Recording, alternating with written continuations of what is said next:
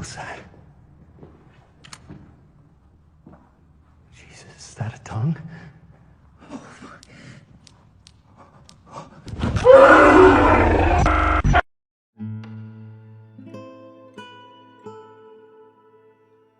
Hello guys, कैसे हैं आप सभी लोग। I hope all are fine. That's today story Amrita. आज की जो कहानी है अमृता नाम की लड़की की है और वो कहीं पर घूमने गई थी, तब उसके साथ ये घटना घटी थी। अमृता ने बताया कि वो हॉस्टल में जब रुकी अपने पेरेंट्स के साथ, तो उसके मम्मी पापा ने जो कुछ देखा वो ऐसा था कि उन्होंने तुरंत ही उस हॉस्टल को छोड़ दिया और वहाँ से निकल गए कहीं और। होता कुछ ऐसे है, अमृता जो थी झांसी घूमने गई थी। झांसी आपने भी सुना होगा, जहाँ पर काफ़ी अच्छी अच्छी चीज़ें हैं और लोग भी वहाँ पर काफ़ी ज़्यादा घूमते हैं। तो वहाँ का जो माहौल है काफ़ी अच्छा रहता है और तभी अमृता भी अपने मम्मी पापा के साथ वहाँ पर घूमने गई थी। लेकिन अमृता ने ये नहीं सोचा था कि जो उसके मम्मी पापा के साथ होगा वो इतना भयानक, इतना डरावना होगा।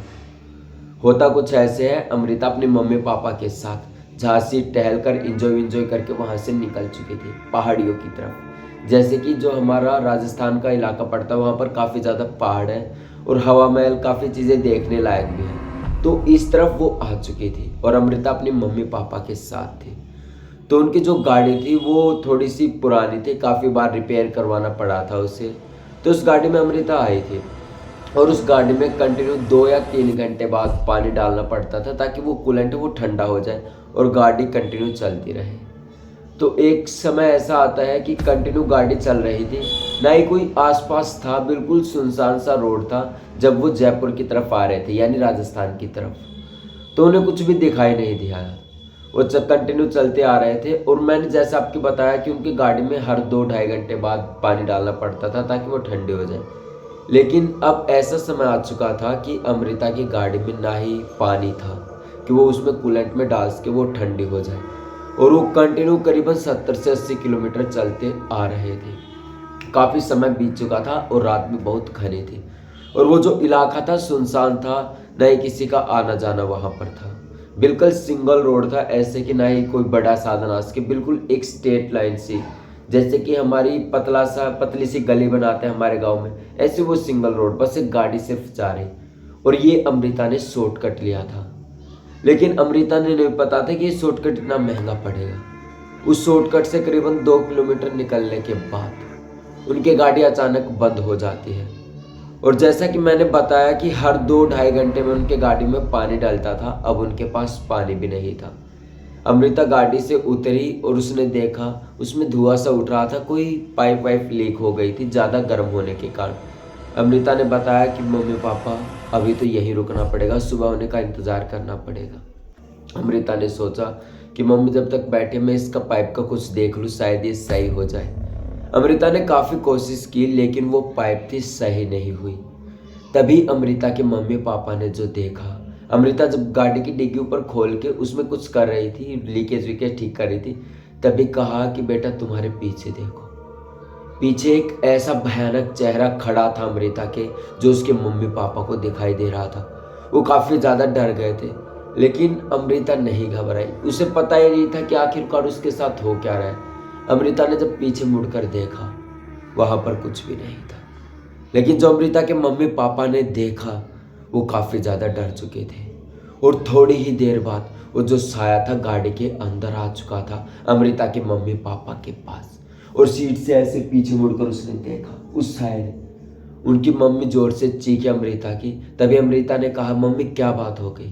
तभी अमृता गाड़ी के अंदर आती है, पूछती क्या बात हो गई। उसकी मम्मी ऐसे इशारा कर रही है लेकिन वो अमृता को कुछ भी दिखाई नहीं दे रहा। अब बहुत ही ज़्यादा डर चुके थे अमृता के मम्मी पापा, लेकिन अमृता को नहीं पता था कि उनके मम्मी पापा के साथ ऐसा हो रहा है। अमृता चुपचाप गाड़ी में आकर बैठ गई और सुबह तक का इंतजार होने लगी।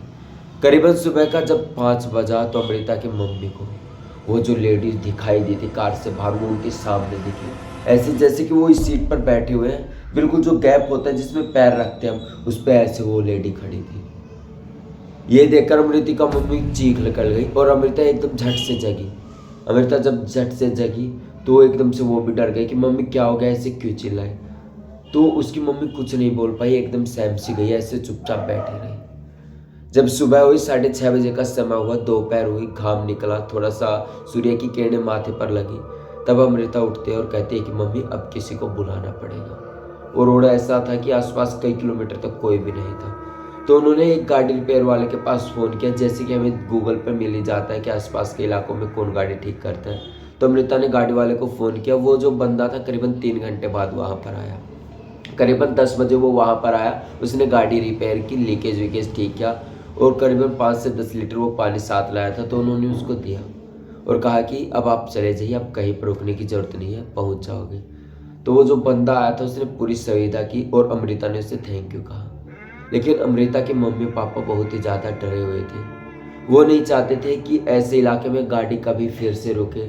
जो हमें दिखा है वो शायद अमृता को ना दिखा हो, क्योंकि जो उन्होंने देखा था एक भयंकर हिस्सा आया था जिसके कारण उनकी चीख निकल गई थी और अमृता को इस बात की भनक भी नहीं थी। जैसे तैसे करके वो वहाँ से निकले। 4 घंटे का रास्ता और था। फिर जयपुर शहर में जैसे ही सिटी में एंटर किया, वो एक होटल में गए और वहाँ पे खाना वाना खाया, रिलैक्स हुए। फिर उन्होंने प्लान किया कि मम्मी अब घर जाना चाहिए। तो उसकी मम्मी ने कहा कि बेटा रात के समय बिल्कुल नहीं निकलेंगे, होटल में रुक जाएंगे, कहीं ना कहीं सफ़र करेंगे तो दिन का दिन करेंगे और ऐसे शॉर्टकट से कभी ना ही जाएंगे कि जिस पर कि मतलब आगे कुछ हो ही ना हो, ना ही पेट्रोल पंप हो, ना ही कुछ ठीक करवाने का, ना ही खाने का।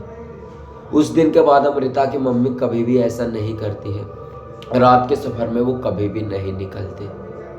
आज उन्हें काफ़ी डर लगता है रात के समय से और वो कभी भी अकेले नहीं सोती है, क्योंकि जो उन्होंने देखा वो वाकई भयानक था। तो दोस्तों ये थी आज की कहानी जो अमृता की मम्मी के साथ घटित हुई थी। कमेंट बॉक्स में ज़रूर बताएं कि आपको ये कहानी कैसी लगी और ऐसी कहानियाँ सुनने के लिए चैनल को सब्सक्राइब करें। तब तक के लिए जय हिंद। कल फिर से मिलेंगे एक और खौफनाक कहानी लेकर।